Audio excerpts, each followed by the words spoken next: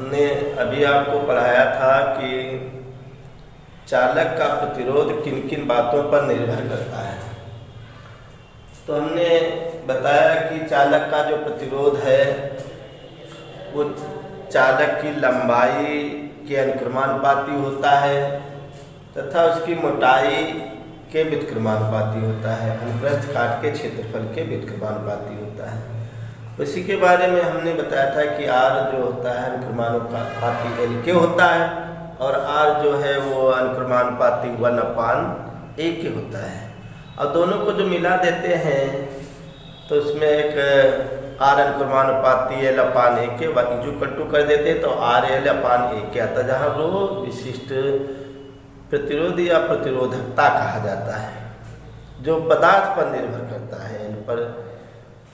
तो ये पदार्थ एक ही पदार्थ होते हैं तो उनके सबके विशिष्ट प्रतिरोध है, मतलब भिन्न भिन्न होते हैं तो इनका भिन्न भिन्न होता है। कभी कभी परिभाषा पूछ देते हैं कि वैद्युत विभव से आप क्या समझते हैं। वैद्युत विभव, तो ये वैद्युत विभव की परिभाषा होती है एकांक आवेश को अनंत से वैद्युत क्षेत्र के भीतर किसी निश्चित बिंदु तक लाने में जो कार्य करना पड़ता है उसे उस बिंदु का वैद्युत विभव कहते हैं। कोई ये आवेश दे रखा है और उसका ये क्षेत्र है, ये क्षेत्र है, ये इतना दे रखा है, वैद्युत क्षेत्र है। अभी हम आपको वैद्युत क्षेत्र के बारे में बताया भी नहीं है। वैद्युत क्षेत्र जो होता है कोई भी आवेशित कर अपने चारों ओर का वो क्षेत्र जिसमें कोई परीक्षण आवेश वैद्युत बल का अनुभव करता है वैद्युत क्षेत्र कहलाता है।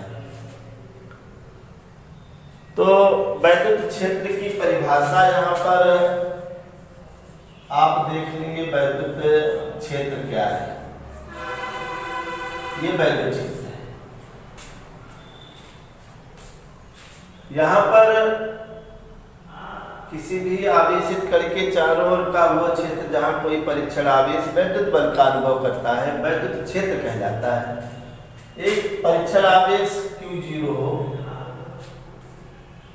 इससे R दूरी पर है ये, तो इनके बीच में बल कार्य करेगा। ये वाला यहाँ लेके आएंगे, बल कार्य नहीं करेगा, इसका क्षेत्रफल यहाँ पर नहीं है, वैद्युत क्षेत्र नहीं है। यहाँ पर लाएंगे, बल कार्य करने लगा। जैसे जैसे इसके निकट लाएंगे वैद्युत बल का मान जाता होगा, वैद्युत क्षेत्र बढ़ता चला जाता है। और किसी बिंदु पर वैद्युत क्षेत्र E जो होता है वहां पर लगने वाले वैद्युत बल और परीक्षण आवेश की निष्पत्ति के बराबर होता है। ये होता है न्यूटन प्रति कूलम, इसका मात्रक होता है। वैद्युत क्षेत्र की परिभाषा तो अब समझ में आ गई कि किसी भी आवेशित कण हो तो उसके अराउंड चारों ओर का वो क्षेत्र जहां तक कोई परीक्षण आवेश वैद्युत बल का अनुभव करता है वैद्युत क्षेत्र कहलाता है। और वैद्युत क्षेत्र की वहां पर तीव्रता कितनी है तो कहते हैं कि वहां पर लगने वाला बल दोनों के मध्य और परीक्षण आवेश की निष्पत्ति को उस बिंदु की वैद्युत क्षेत्र की तीव्रता कहते हैं। E बराबर F/Q0 होता है। न्यूमेरिकल में कभी कभी F इक्वल टू EQ0 ये F इक्वल टू, जबकि कूलाम का नियम हम आप लोग पढ़ चुके हैं। कूलाम का नियम, कूलाम का नियम, कूलाम का नियम होता है कि कोई भी दो बिंदु आवेश एक दूसरे से कुछ दूरी पर रखे हों तो उनके बीच लगने वाला वैद्युत बल दोनों आवेशों के गुणनफल के अनुक्रमानुपाती, ये वैद्युत बल।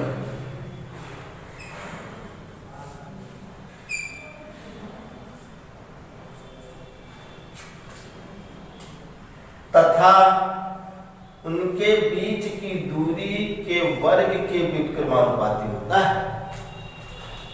ये कूलाम वैद्युत बल संबंधी कूलाम का नियम है, कोई कठिन नहीं है। किन्हीं भी दो बिंदु आवेशों के मध्य लगने वाला वैद्युत बल दोनों आवेशों के गुणनफल के अनुक्रमानुपाती तथा उनके बीच की दूरी के वर्ग के व्युत्क्रमानुपाती होता है। अब दोनों तथ्यों को मिला दें, दोनों तथ्यों को मिलाने पर, दोनों तथ्यों से लिख दें हम, दोनों तथ्यों से, तो F अनुक्रमानुपाती Q1 Q2 बटे R²। और यहां पर जब हम इक्वल टू करते हैं तो एक कांस्टेंट K लिख देते हैं, Q1 Q2 अपान R², ये R² है, ये F। सुविधा के लिए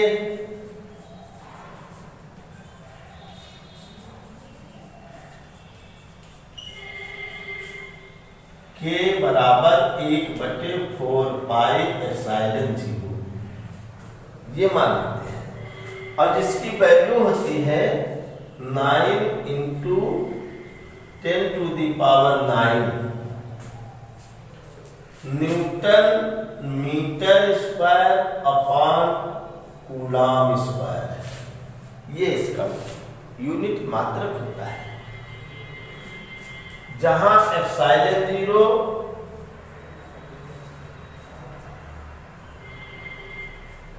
निर्वात अथवा वायु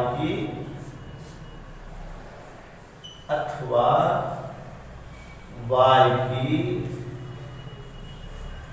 वैद्युतशीलता है,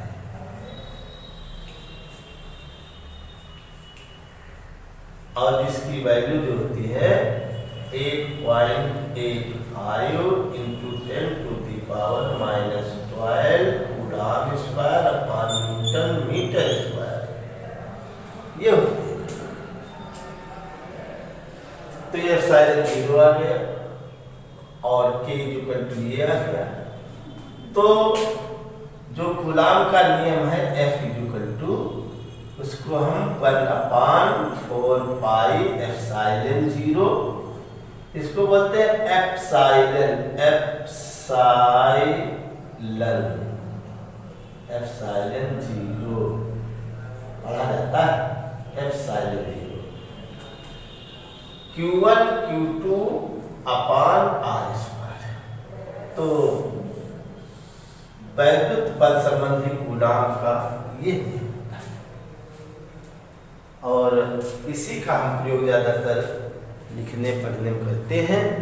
और इनकी value 9 × 10⁹ newton metre square upon coulomb square होता है। तो ये आपका बदल है। तो ये वैद्युत बल से संबंधित है। वैद्युत क्षेत्र की तीव्रता अगर E लिखेंगे तो E equal to F upon Q0,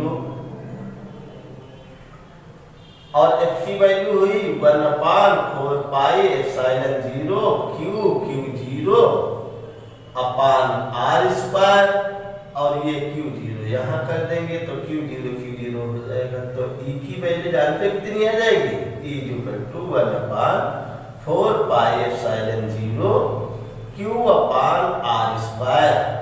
तो बिंदुवत वस्तु के कारण r दूरी पर वैद्युत क्षेत्र की तीव्रता का जो सूत्र हुआ ये हुआ। ये वाला हमने समझा दिया आपको। अगर आपके पास में दिमाग होगा, थोड़ा ज्ञान होगा, तो ये चीजें कहीं पर डिफिकल्ट है नहीं। इसीलिए उसी सूत्र में जो हमने वैद्युत क्षेत्र की तीव्रता वाला पढ़ाया था, तो उसी को हमने यहाँ पर रख दिया। तो जब इतनी परिभाषा ये हमने बता दी, इतना ज्ञान जब आपके पास आ गया, तो इसी बिंदु पर वैद्युत विभव कितना होता है? वैद्युत विभव तब परिभाषा आती है एकांक आवेश को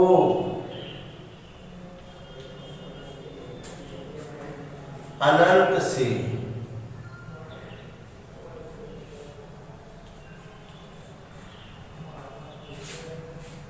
वैद्युत क्षेत्र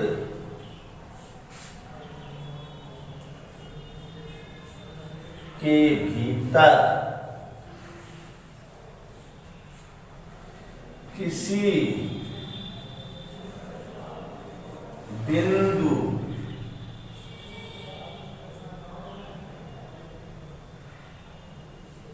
तक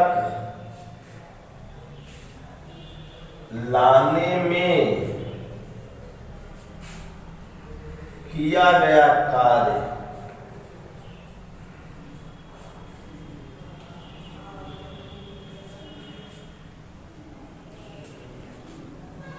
उस बिंदु का वैद्युत विभव कहते हैं।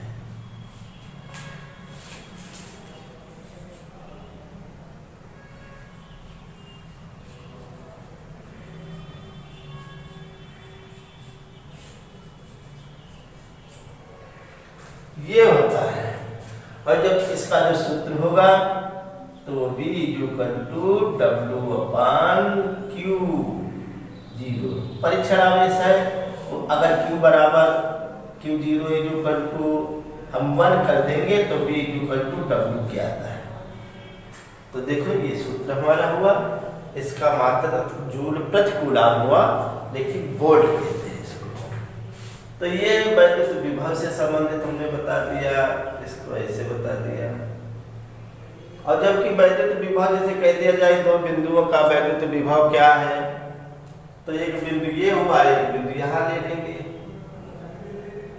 तो दो बिंदुओं के बीच वैद्युत विभव में अंतर कितना है, जिसको विभवांतर कहते हैं। तो शब्द एक आता है विभवांतर।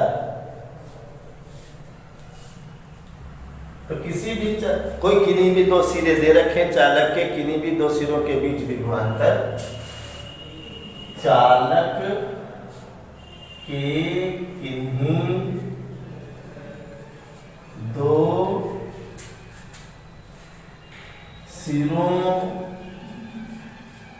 के बीच विभवांतर एकांक आवेश का मान, एकांक आवेश द्वारा कृत कार्य के बराबर होता है, कृत कार्य के बराबर होता है।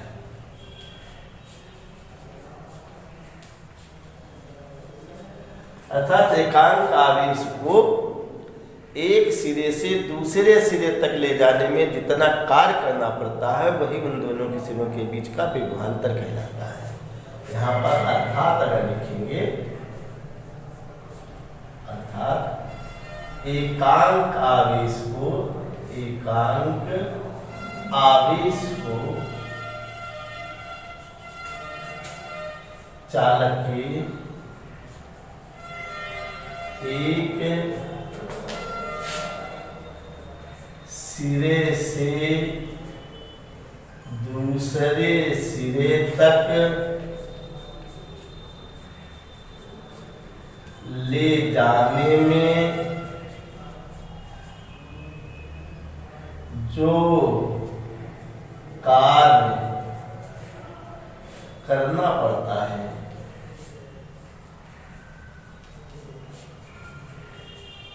उसे उन बिंदुओं के बीच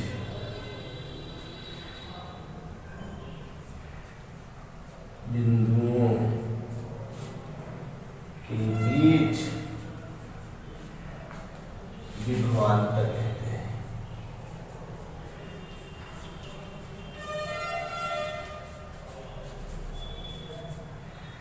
ये विभवांतर की परिभाषा है। और विभवांतर का सूत्र यही होता है V = W/Q, V = W/Q, 0 या एकांक आवेश को अनंत से वैद्युत क्षेत्र के भीतर किसी बिंदु तक लाने में जितना कार्य करना पड़ता है, जो कार्य किया जाता है, उसे उस बिंदु का वैद्युत विभव कहते हैं। लेकिन कोई भी चालक दे रखा हो, ये A हो, ये B हो, तो इनके बीच में विभवांतर कितना हुआ है? V - VB कर देंगे अगर ऐसे लाते हैं तो ये W/WAB के बीच कार्य कितना हुआ, अब ऐसे निकालते हैं। अब ओम का नियम तो हम आपको पढ़ा चुके थे, उससे भी निकाल लेते हैं। एक V होता है I, R उसका कितना प्रतिरोध है, उसमें कितनी धारा बहती है, तो उसी से भी हम V भी निकाल लेते हैं। तो ये न्यूमेरिकल है, ये आपको समझना है यहाँ पर। अब आता है जैसे प्रतिरोध हो, तो प्रतिरोधों का संयोजन कैसे होता है? तो प्रतिरोधों का संयोजन, तो प्रतिरोधों का संयोजन दो प्रकार का है। एक आपका होता है श्रेणी क्रम संयोजन,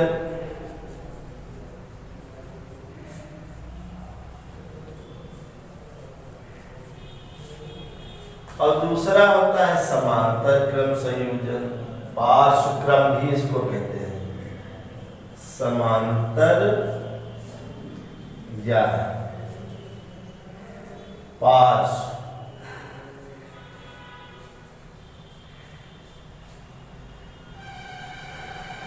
संयोजन।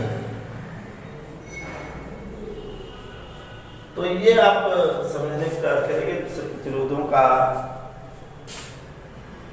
संयोजन जो दे रखा है, तो वो दो प्रकार का है, एक श्रेणी क्रम संयोजन, एक समांतर या पार्श्व क्रम संयोजन।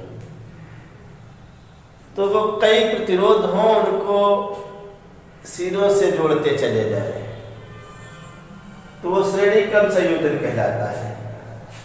जैसे नंबर 1 में हम यहाँ पर आपको बता रहे हैं कि ये श्रेणी क्रम संयोजन जो है, श्रेणी क्रम संयोजन,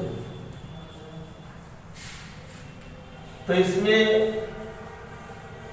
कोई प्रतिरोध दे रखा है, ये R1 है, इसका ये सिरा, इसका अंतिम सिरा, इसी में दूसरा प्रतिरोध R2, इनको जोड़ दें, इसके अंतिम वाले सिरे पर एक तीसरा जोड़ दें, R3 ऐसे जोड़ दें, ये आपके इनको जोड़ करके किसी बैटरी से जोड़ दिए ऐसे, ये ऐसे, तो ये श्रेणी क्रम संयोजन कहलाता है। अगर हम इनको इस रूप में ऐसे जोड़ दें,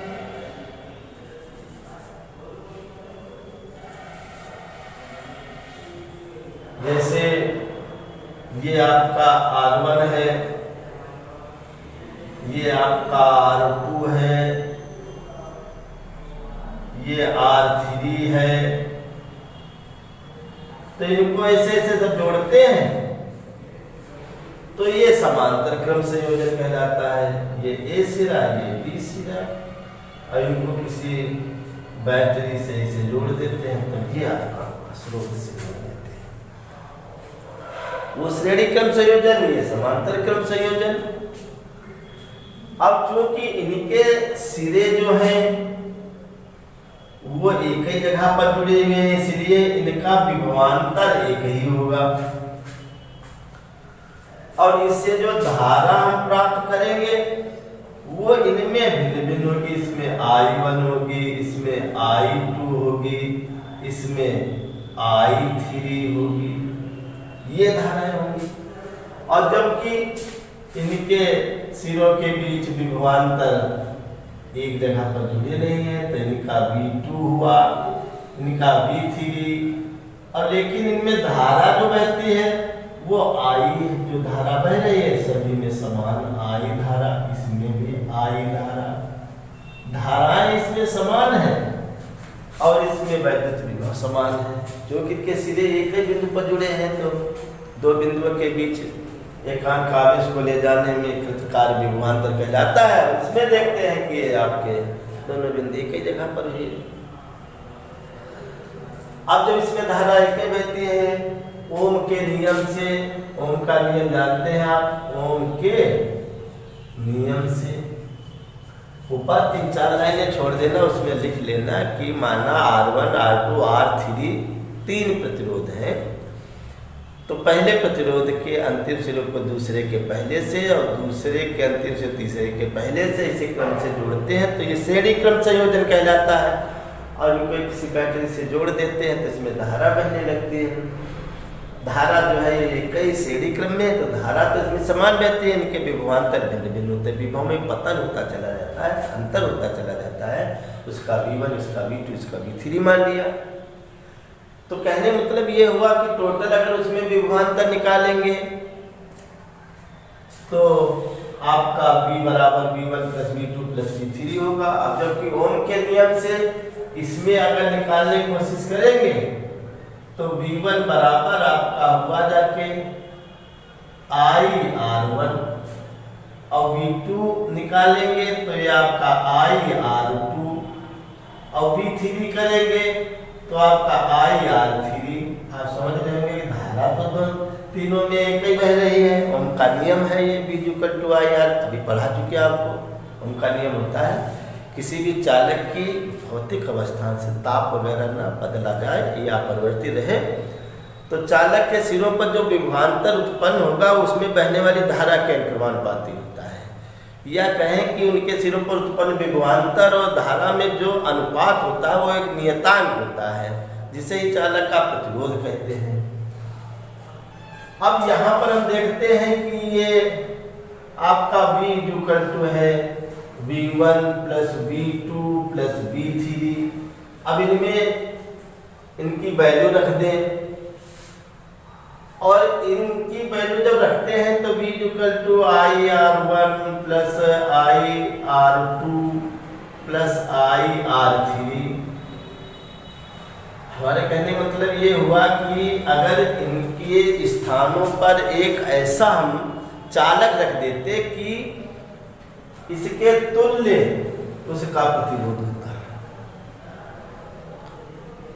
हमारे ये हुआ कि इनके सिरों पर ऐसे ये रख देते, एक ये वाला जिसका प्रतिरोध R होता और उनके सिरों के बीच विभवांतर ये तुल्य विभवांतर भी होता। इस रूप में ऐसे बैटरी होती और उसमें धारा जो बहती वो I बहती हमारी ये धारा।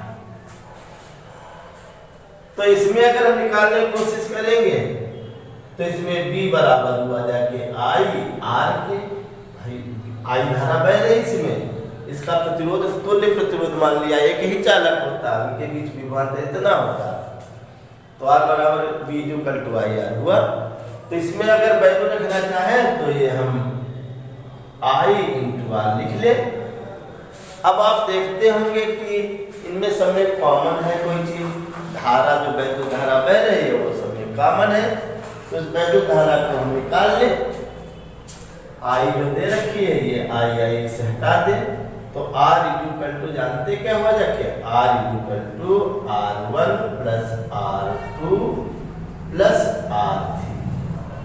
तो ये श्रेणी क्रम संयोजन हुआ और ना इसमें कोई दिमाग लगाना ना ज्यादा कहीं कठिन लगा। हम तो देख लिया और उनका नियम लगाया केवल और बना दिया। इसे ऊपर 3-4 लाइनें छोड़ देंगे, बहुत अच्छा लिख देंगे तो आपका पूरा निबंध हो जाएगा श्रेणी क्रम संयोजन।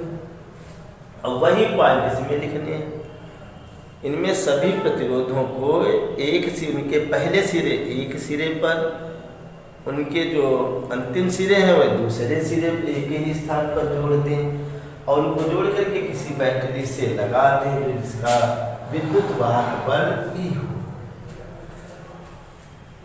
तो इनमें धारा जो है अभी हमने बताई, इसमें तो इतनी बह रही, इसमें I2 इतनी बह रही, इसमें I3 इतनी बह रही। भिन्न भिन्न धाराएं जाएंगी, क्योंकि इसमें भिन्न भिन्न प्रतिरोध है। प्रतिरोध समान होते तो इनमें धाराएं समान बहती हैं, और प्रतिरोध भिन्न भिन्न है इसलिए धाराएं भिन्न भिन्न हो गई। प्रतिरोध, विरोध, रुकावट, आवेश के चलने फिरने में, बहने में जो रुकावट होती है उस चालक का प्रतिरोध कहलाता है। तो ये तो प्रतिरोध है। अब जब प्रतिरोध भिन्न भिन्न है तो इनमें बहने वाली धाराएं भी भिन्न भिन्न होंगी। तो कहने का मतलब यह है, धारा जो आई थी, इसमें जो धारा आई बह रही थी वो 3 भागों में टूट गई। और ओम के नियम से तो हमको पता ही है कि अगर I1 करेंगे तो V/R1 होगा। आप ये देख लेंगे, ये वाला वहां तक क्वेश्चन हो गया। ये समांतर क्रम वाला है, समांतर क्रम संयोजन, ये आपका। तो इसमें उनका नियम धारा से संबंधित निकालेंगे तो ये आपका I2 = V/R2 के, ये दिखाई दे रहा है। I1 V/R1, I2 V/R2। तो ये जो यहाँ पर I3 निकालेंगे तो ये आपका V/R3 के। अब धारा जो, इससे हमको देखने चित्र से ही पता चलता है कि संयोजित धारा जो I है वो I1 + I2 + I3। तो ये आपके देखो इसी में वैल्यू रख दें। जब वैल्यू रख देंगे तो I1 की जगह पर V/R1, I2 जगह पर V/R2, V/R3, ये I हुआ। अब हम इनके स्थान पर एक ऐसा कर देते, एक ऐसा चालक लगा देते जिसमें धारा I बहती, उनके सिरों के बीच विभवांतर होता और इन प्रतिरोधों की जगह पर एक R का चालक होता। कहने मतलब जैसे ये चित्र बनाया था वही ये इन सबके स्थान पर ये मेरा R वाला होता कोई चालक, उसमें धारा ये बहती, उनके बीच विभवांतर V होता, तो ये I धारा बहती। तो यहाँ पर I = V/R की होता। मान रख देते V/R = V/R1 + V/R2 + V/R3। एक चीज याद रखे हुए जानेंगे और समझने का प्रयास करेंगे, ये जो भाषा यहाँ पर चित्र है ये इनके बीच में बनाना चाहिए। यहाँ पर बना के फिर ये लिख दें और भाषा भी लिख दें कि माना इन सभी चालकों के स्थान पर एक R प्रतिरोध का चालक लगा दें जिसमें I धारा बहे और उनका सिरों के बीच विभवांतर V हो, तो उनके नियम से I = V/R होगा। तो तुल्य की जगह पर वो हमने रख दिया। इनमें कॉमन जो है आपका वो V निकल के जाता है, V हटा देंगे तो 1/R = 1/R1 + 1/R2 + 1/R3। तो ये जो आपका हुआ समांतर क्रम संयोजन में तुल्य प्रतिरोध का। अब ऐसे कई अगर क्वेश्चन कहीं पर न्यूमेरिकल आ जाते हैं तो उनको हम लोग लगाने का भी प्रयास कर देते हैं। जैसे कह दिया जाए कि एक चालक है जिसका प्रतिरोध 1 ओम का है और उसके 5 टुकड़े कर दिए जाए, तो कहता है इसको श्रेणी क्रम में जोड़ा जाए, समांतर क्रम में जोड़ दिया जाए तो उनका प्रतिरोध कितना होगा। ऐसे क्वेश्चन आते हैं। अब जो चालक एक ही है, एक ही तार था, तो उनके प्रतिरोध तो समान होंगे उनका, और श्रेणी क्रम समांतर क्रम में जोड़ देंगे तो काट के जैसे 5 टुकड़े कर दिए गए या एक ही चालक के तो उनको अलग अलग आप कर देंगे। भाई 5 ओम का है, 5 टुकड़े कर देंगे तो 1-1 ओम के सभी हो जाएंगे। 4 कर देंगे तो 1.25 ओम के हो जाएंगे। और उनको समांतर क्रम में जोड़ा गया तो कितना होगा, तो वो आप समझ लें कि कैसे इनको लगाएंगे। 1/1 कैसे करके पलट देंगे तो 1/4, अगर 4 टुकड़े किए जाएंगे तो 4 हो जाएंगे। तो जब ऐसे न्यूमेरिकल आ जाते हैं तो न्यूमेरिकल पर ही विशेष ध्यान देते हैं। 1-2 न्यूमेरिकल हैं, उनको हम आपको बताने का प्रयास करेंगे। तो ये प्रतिरोधों का संयोजन है, कूलाम का नियम है, विभवांतर परिभाषा है, वैद्युत विभव है, वैद्युत क्षेत्र है। तो ये आप इसमें देखें और जहाँ पर जो चीज़ समझना है वो चीज़ पूछने का प्रयास करें। तो ये आप लोग इसको देखें और आज आपको पढ़ाएंगे और फिर पढ़ा देंगे इसमें जैसे समय मिलेगा।